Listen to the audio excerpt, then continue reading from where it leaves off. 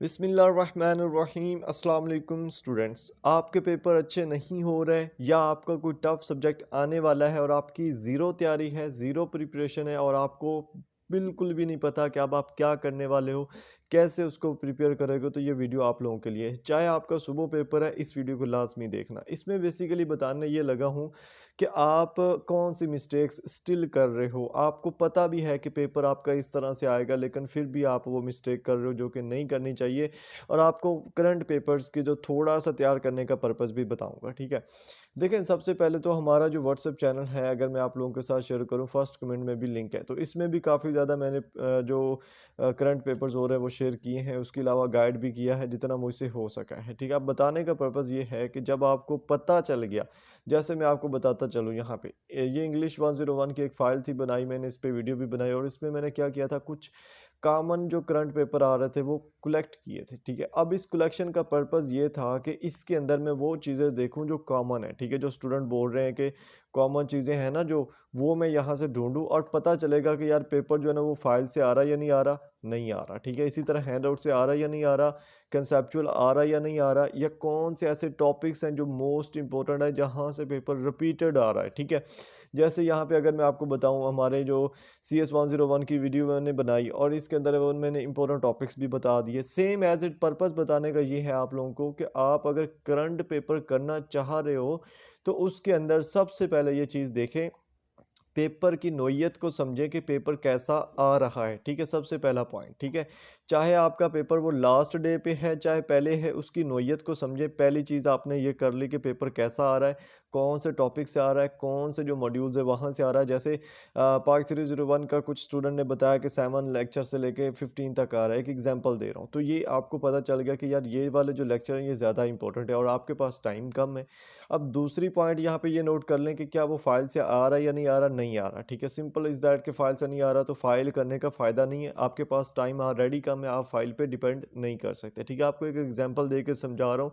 चाहे आपका कोई भी सब्जेक्ट है, आप इस तरीके से उसकी तैयारी कर सकते हो। सो थर्ड जो चीज़ आपने करनी है वो ये है कि जो करंट पेपर्स हैं उनको तैयार करें। अब तैयार करने का पर्पज़ ये है कि सबसे पहले जो चीज़ है, ठीक है, सबसे पहली जो चीज़ आपने करनी है करंट पेपर्स के अंदर वो ये है कि आप उसके अंदर जो इम्पोर्टेंट टॉपिक्स बता रहे हैं स्टूडेंट्स वो करें, ठीक है।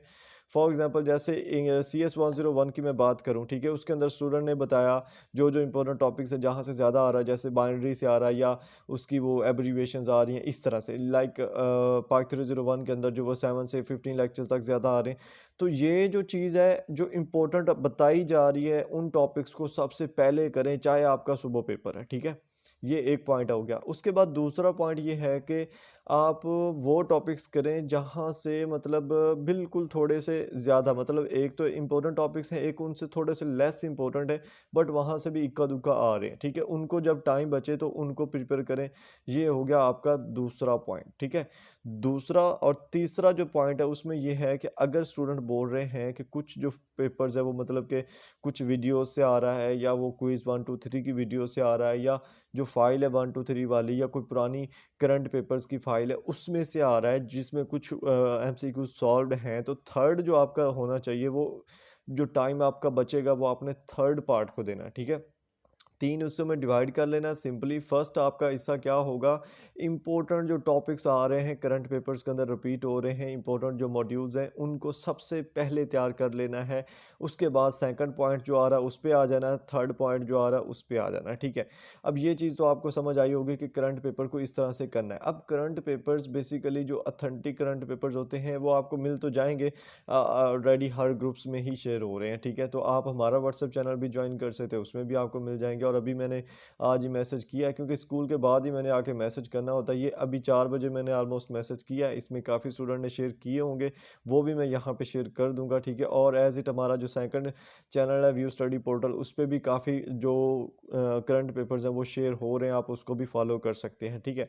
अब यहाँ पे आपको ये समझ आ गई कि इंपॉर्टेंट जो करंट पेपर्स है वो कैसे मिलेंगे, उनको फिर तैयार करेंगे। उसके बाद जो मैंने एक चीज़ स्टार्ट में बताई थी जहाँ पे कि अगर आपका बिल्कुल टफ पेपर है और आपको पता ही नहीं है कि उसका तैयार कैसे करना है तो क्या करना है, उसके करंट पेपर भी नहीं मिल रहे तो उसके लिए आप क्या कर सकते हो। आप देखें, करंट पेपर्स फाइंड करने के लिए कोशिश करें कि आप मल्टीपल जो कम्युनिटीज़ हैं उनके अंदर ऐड हो के रहें, ठीक है। जैसे मेरा फॉर एग्जांपल व्हाट्सएप चैनल है, इसी तरह किसी और यूट्यूबर्स का भी होगा और किसी और का भी होगा।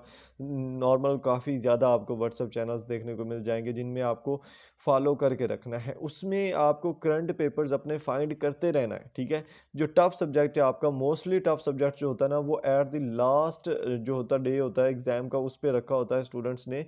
तो उसके जो पेपर हैं वो अभी से इकट्ठा करने शुरू कर दें, ठीक है। अगर आपका 14 मतलब कि 14 या 15 दिसंबर को फॉर एग्जांपल पेपर है, तो आज आपके पास मतलब कि उसके जितने भी होने चाहिए वो करंट पेपर्स आज से आप उसको करना शुरू कर दो, ठीक है। कलेक्शन करना शुरू कर दो, ठीक है। और 15 तक आपको जितने भी व्हाट्सएप चैनल से जो भी मिल गया वो भी आपके लिए क्या होगा, बड़ा बेनिफिटेड होगा। सेम एज इट आप टफ सब्जेक्ट को छोड़ भी सकते हो, उसका पेपर आप मिस भी कर सकते हो। ये चीज़ भी मैंने बताई हुई है कि अगर आपके पास बिल्कुल भी तैयारी नहीं हुई, फॉर एग्जांपल एक पेपर है सुबह, ठीक है, मैथ 101 का है जो कि बड़ा टफ है, कंसेप्चुअल बेस भी है, और आपकी तैयारी बिल्कुल भी नहीं है, तो उसमें आप क्या कर सकते हो, उसका पेपर ड्रॉप कर सकते हो, छोड़ सकते हो। और उसका फिर सोल्यूशन क्या होगा, उसका सोल्यूशन ये होगा कि जब सारे पेपर हो जाएंगे ना, लास्ट पे जाके वो पेपर होगा, लेकिन उस के मतलब के दरमियान में ना जो आपको 1 वीक का टाइम मिल जाना है, ठीक है? 1 वीक का आपको टाइम मिल जाना है उसके अंदर, ठीक है?